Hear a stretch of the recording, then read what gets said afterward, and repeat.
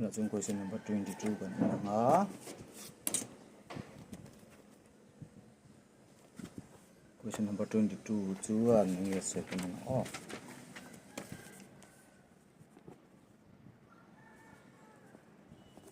lọc lộ về question number 22 chu textbook ha in lo en ve me do ne he đã thấy đâu đóng dễ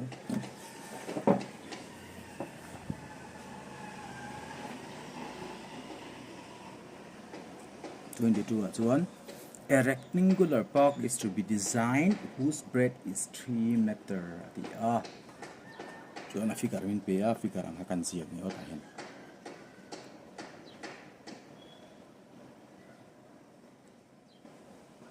Tuan.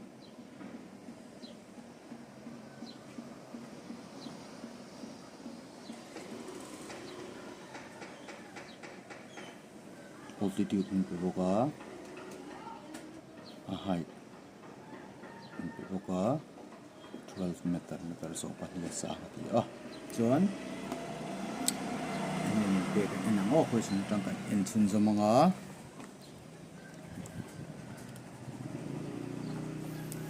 a rectangular park rectangular park is to be designed whose breadth is 3 meter less than its length. A length in meter to mina breadth ate dinani. Chuan a breadth hi x ni ro se ti taila. X sei zong ti taila. A length chu 3 na tama wangin x plus 3 me don x plus 3 ni nga. Chuan its area is to be 4 square meters more than the area of the park. Chuan tiang. Let the breadth of the park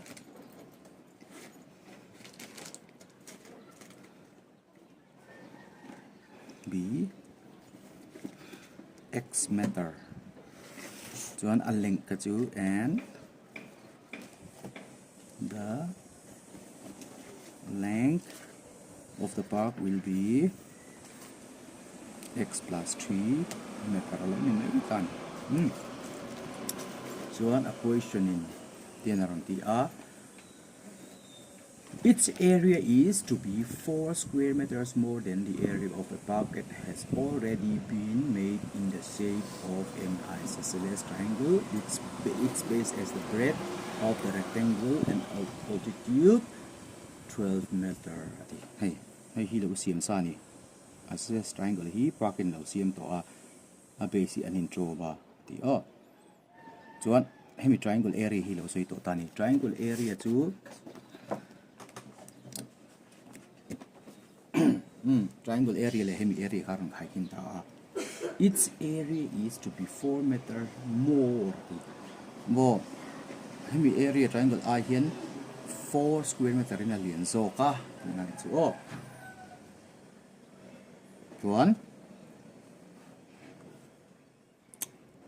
so kan tianga area of rectangle park park rectangle ni area of rectangular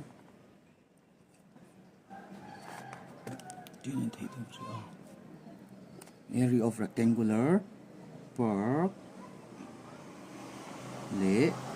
isosceles triangle ka area of triangle anin tluk lo ni 4 square meter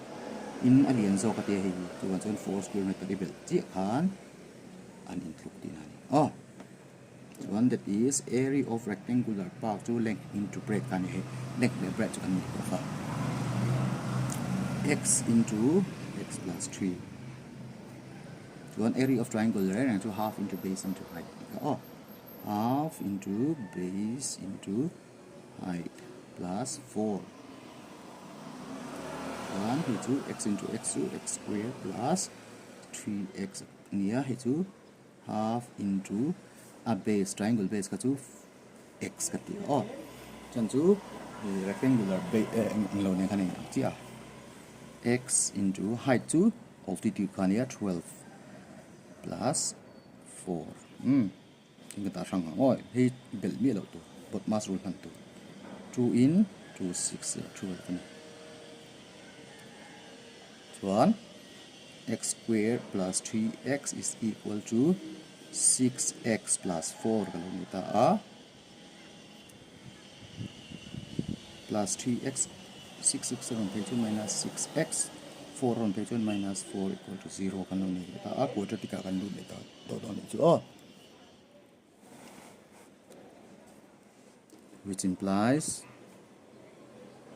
x squared minus 3x minus 4 minus plus 3x minus 6 to minus 3 ni John splitting the middle term again number pani multiply 4 by 3 to 4 1 x squared minus 4x plus x minus 4 equal to 0 katia x komuna x minus 4 plus 1 komuna x plus 1 into x minus 4 is equal to 0 x plus 1 is equal to 0 or x minus 4 is equal to 0 kan ya tak chuan x chuan minus 1 luka kan bu lawa x equal to 4 chuan hi kan du zo kan hi kan neglect ta ni neglect x equal to 4 ka du chuan therefore zo na in find its length and breadth therefore breadth equal to 4 meter and length equal to x plus 3 near 4 plus 3 to 7 meter 7 meter le 4 meter ni